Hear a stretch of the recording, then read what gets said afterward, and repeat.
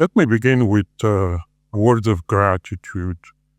You heard them from the people of Nagorno-Karabakh, but since I also represent the committee that was formed by the Nagorno-Karabakh Parliament to defend their rights, also on the committee's behalf to thank the Federal Assembly of the Swiss Confederation for passing this very important motion to establish a platform to engage Azerbaijan and Nagorno-Karabakh Armenians to discuss the right of return. I also would like to pay a special tribute to those who've taken the lead in this. Erich Fontobel and the others who initiated this, and they pursued to the end.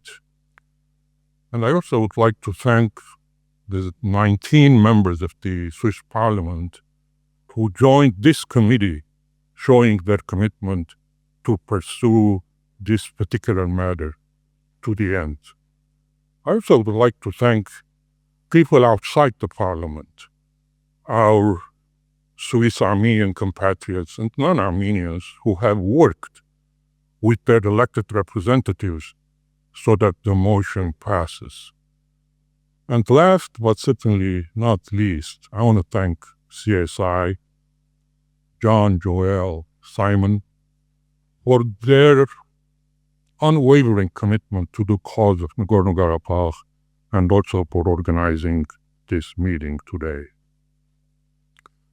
Before I get into the main topic, and I won't be speaking too long, but before I get into the main topic, let me make just a clear and essential statement.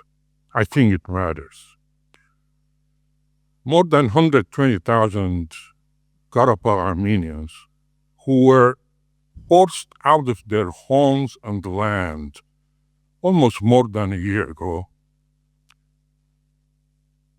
under threat of war, ethnic cleansing, and genocide, they were being forced out of the land where their ancestors, their forefathers, lived there for millennia.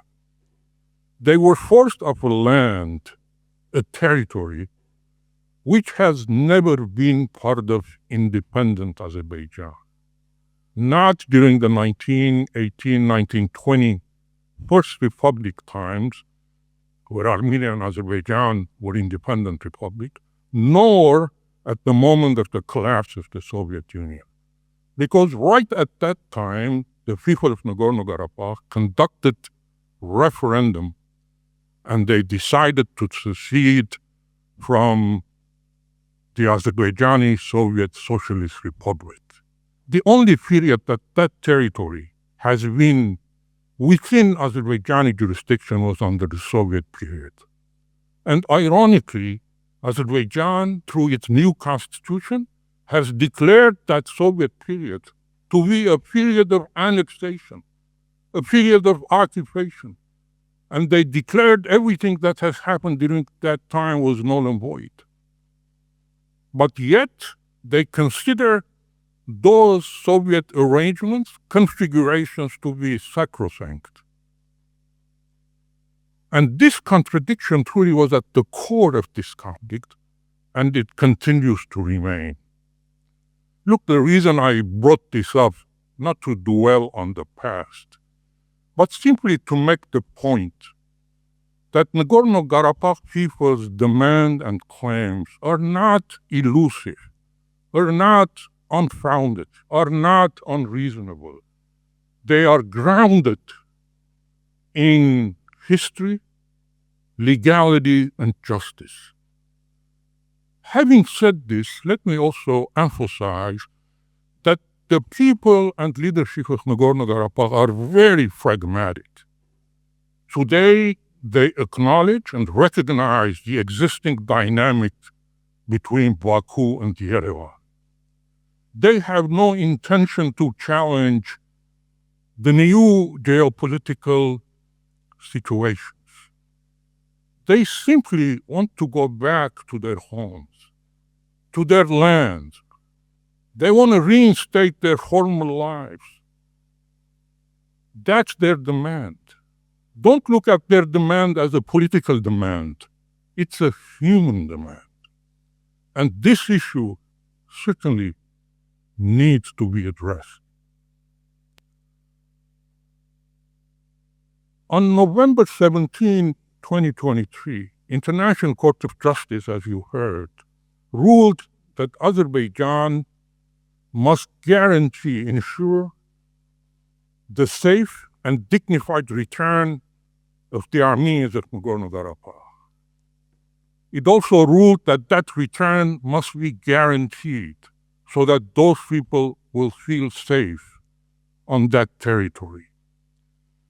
That decision was followed by 2 European Parliament resolutions in March and November 2024, which went even a step further. Not only called on Azerbaijan to guarantee their return, but also asked them to engage with the people of Nagorno-Karabakh to discuss their right of return in the presence of international guarantees. And now we have the decision of the Swiss Parliament, which provides a platform for that engagement.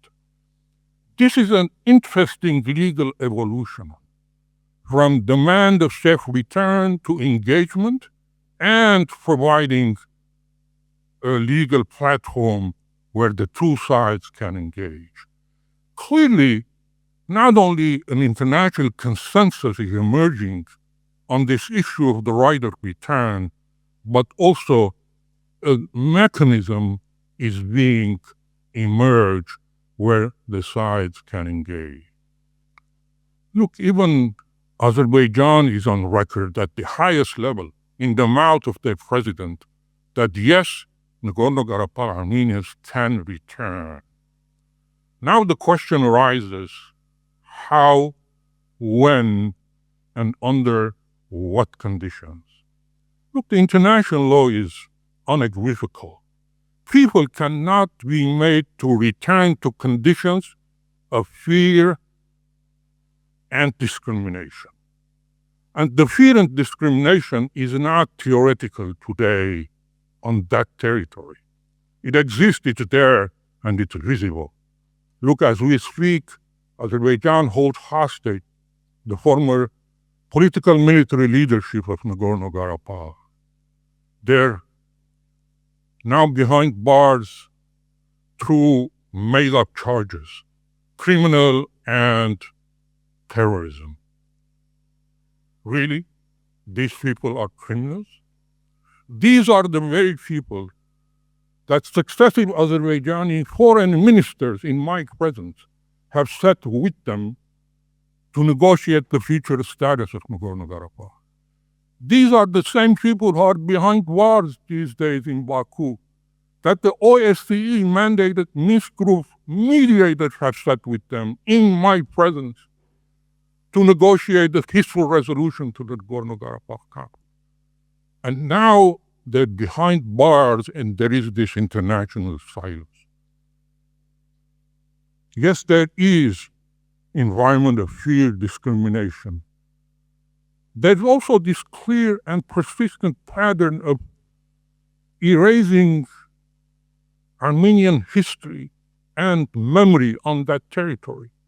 We see churches being demolished, cemeteries bulldozed, and monasteries being stripped of their Armenian identity.